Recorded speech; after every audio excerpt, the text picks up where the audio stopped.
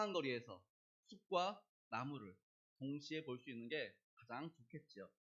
그런 의미에서 지난주까지는 숲속에 해당하는 그 숲속에 해당하는 단어들을 하나하나, 그러니까 나무에 해당하는 그 의미로 이렇게 1장 1절부터 18절까지 단어를 중심으로 또는 문장을 중심으로 이렇게 살펴봤습니다. 그래서 요한이 이렇게 표현한 이유, 이렇게 예수님을 소개하는 이유, 이러한 것들에 대해서 이야기를 나누었다면, 오늘은 좀 더 전체적으로 1장 1절부터 18절까지 요한이 전체적으로 어떤 얘기를 하고 싶어 했는지 그런 것들을 나누면서 1장 1절부터 18절까지의 말씀을 오늘까지 이렇게 나누려고 합니다.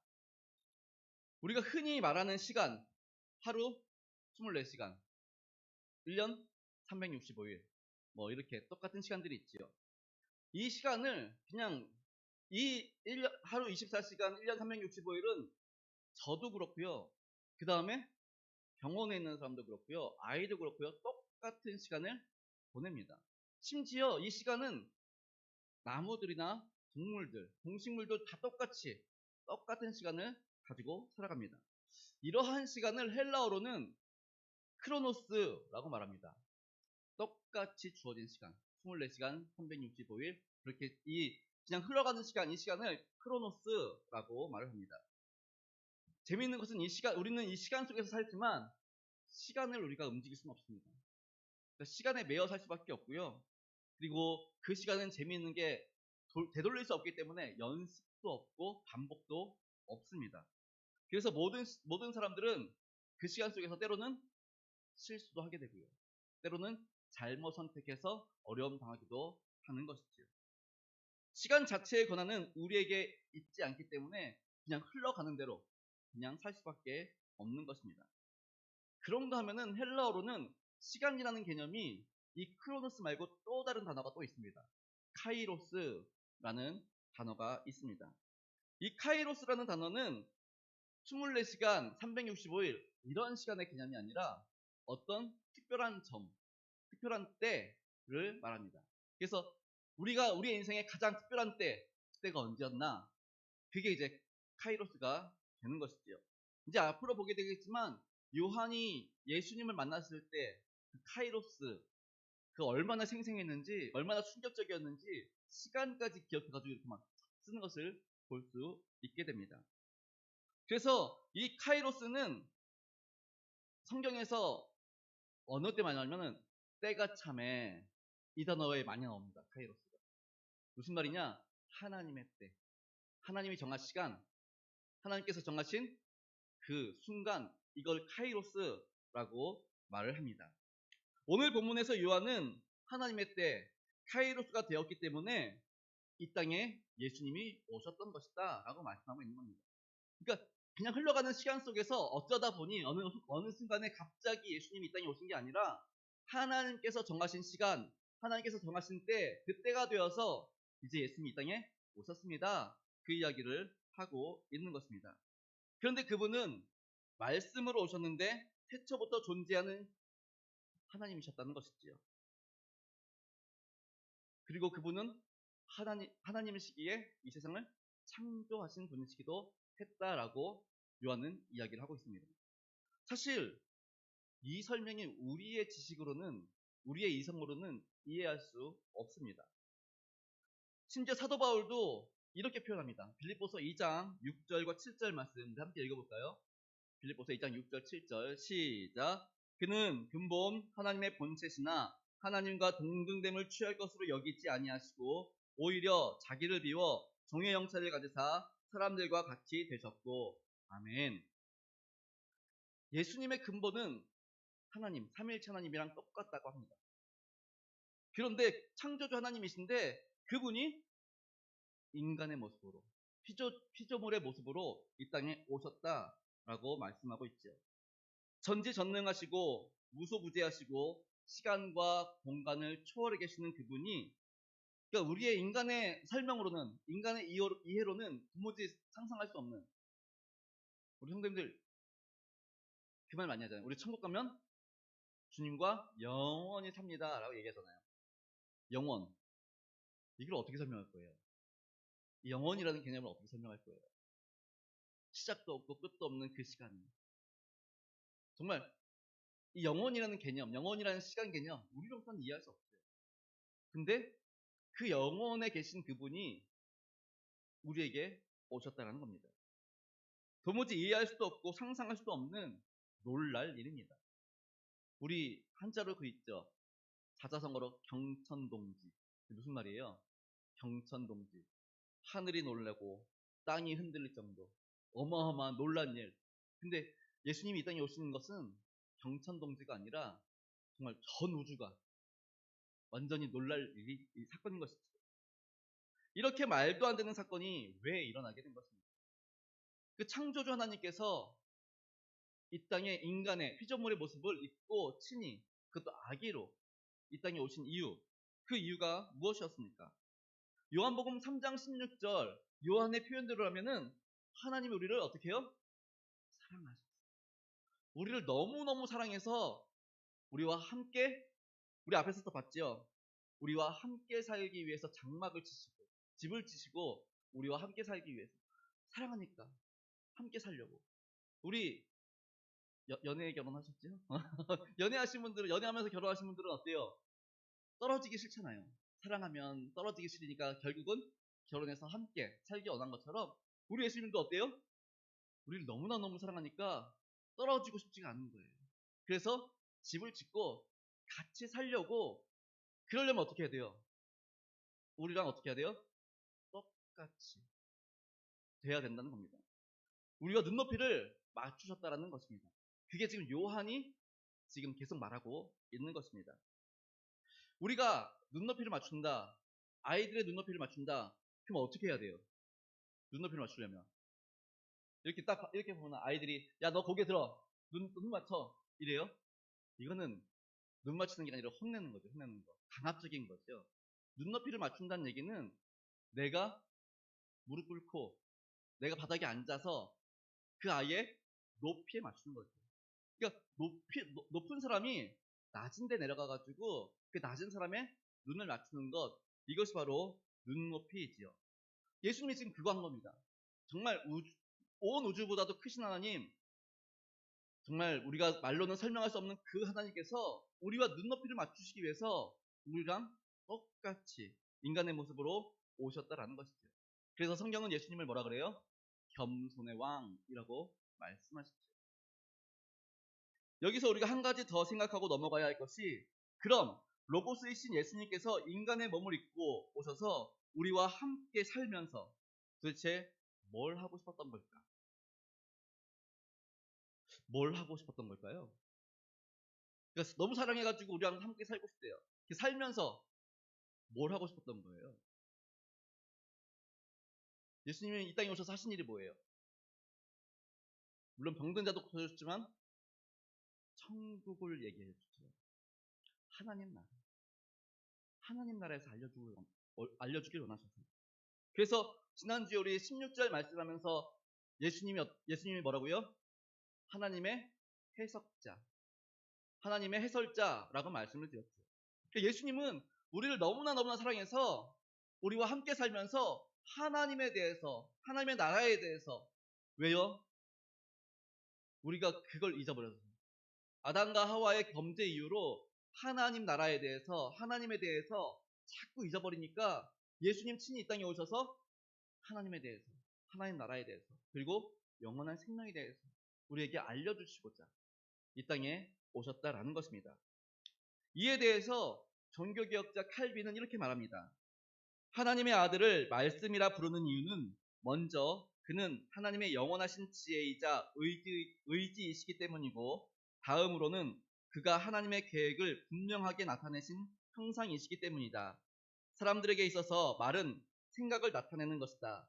이것을 하나님에 대해서 적용해서 하나님은 자신의 말씀을 통해서 자기 자신을 우리에게 나타내신다라고 말합니다. 그러니까 하나님은 자신의 말씀, 즉 예수님을 통해서 자기 자신을 우리에게 나타내 보여주셨다, 그렇게 이야기를 하는 것입니다. 예수님께서 친히 이 땅에 오셔서 우리에게 하나님의 계획과 생각을 우리에게 알려주시고, 그 하나님의 계획과 생각은 우리로 어떻게 해요? 구원하기 위함. 우리가 그러니까 신앙생활 하시는 분들의 이제 기독교 신앙생활 하면서 믿는 분들 중에 요즘에는 그런 분들은 안 계신데 저 어릴 때만 해도 지옥 가기 싫어서 예수 믿는 사람들이 등등 있었습니다. 그렇게 대답하시는 분들. 그러니까 왜 예수 믿어요? 그러면은 많은 분들이 천국 가려고요 라고 얘기하는데 개 중에 한두 분씩 지옥 무섭잖아. 지옥 가기 싫으니까 예수 믿는 거지. 그렇게 말씀하시는 분이 있었거든요. 근데 물론 틀린 말은 아니지만 이게 썩 좋은 대답도 아닙니다. 왜요? 예수님을 믿는 이유가 뭐예요? 두려움 때문이죠. 그렇게 되면. 무섭고 두려우니까 믿는 거잖아요. 근데 예수님은 사랑의 주님이신데 우리를 너무나 사랑해서 오신 것인데 그러니까 기왕이면 천국 가기 위해서 믿어요. 이게 더 좋은 답인 것이죠. 그래서 요한복음 3장 16절은 예수님께서 우리를 너무나 사랑하셔서 이 땅에 오셨다고 말씀하시지만 17절은 또 뭐라 그래요?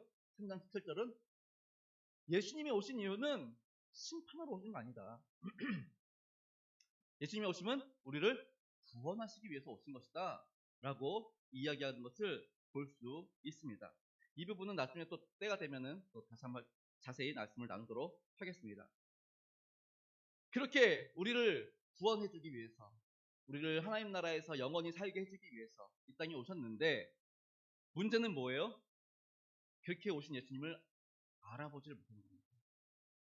그 예수님을 알아보지도 못하고 그 예수님을 영접하지도 않습니다. 이에 대해서 이사야 1장 13절은 이사야 1장 3절은 우리에게 이렇게 말씀합니다. 우리 함께 읽어볼까요? 1장 3절 시작. 소는 그 임자를 알고 나귀는 그 주인의 구유를 알건만은 이스라엘은 알지 못하고 나의 백성은 깨닫지 못하는도다 하셨도다. 아멘. 이스라엘 백성들은 늘 하는 말이 그거였어요. 나는 아브라함의 자손이야. 나는 택함 받은 백성이야. 나는 선민이야. 하나님의 백성이야.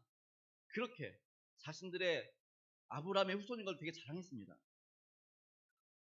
그럼에도 불구하고 성경은 뭐라고 말하냐면 정작 소도 나귀도 주인의 음성을 알고 주인을 알아보는데 너희들은 주인도 몰라본다 라는 것이죠.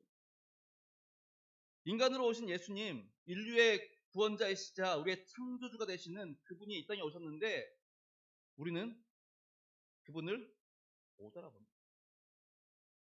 그 주인도 못 알아보고 한마디로 이 이사야 1장 3절의 말씀대로 하면 우리는 소와 나귀보다도 못한 그러한 존재들이었다라는 것이죠. 그래서 요한은 뭐라 그래요? 영접하는 자, 곧 그 이름을 믿는 자들에게는 하나님의 자녀가 되는 권세를 주셨는데 이는 혈통으로나 육정으로나 사람의 뜻으로 된 게 아니다 라고 말하는 겁니다.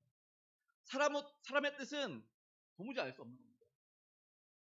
그래서 하나님의 은혜가 아니면 알 수 없다라고 요한은 이야기해주고 있는 것입니다. 우리가 또 믿음에 대해서 얘기할 때 우리는 구원을 믿음으로 얻습니다 라고 얘기했죠. 그러니까 우리는 믿음으로 구원을 얻습니다. 우리의 구원은 믿음으로 말미암습니다 라는 얘기를 많이 합니다. 그래서 우리 창세기에 보면은 이 신칭이 창세기 15장 6절에 보면은 아브라함이 하나님을 믿으니 그의 의로 여기시고 라는 말씀이 나오죠. 그래서 믿음으로 의롭게 된다 이 신칭이 그렇게 말을 하는데 우리가 여기서 이것 때문에 되게 착각을 많이 해요. 우리가 믿었기 때문에 그 믿음으로 하나님의 자녀가 되고 구원을 받게 된 것 물론 맞죠. 근데 이게 우리가 먼저 믿었기 때문이 아니다라는 겁니다. 왜요? 성경은 계속해서 말하는 게 뭐냐면 그 믿음 또한 뭐다?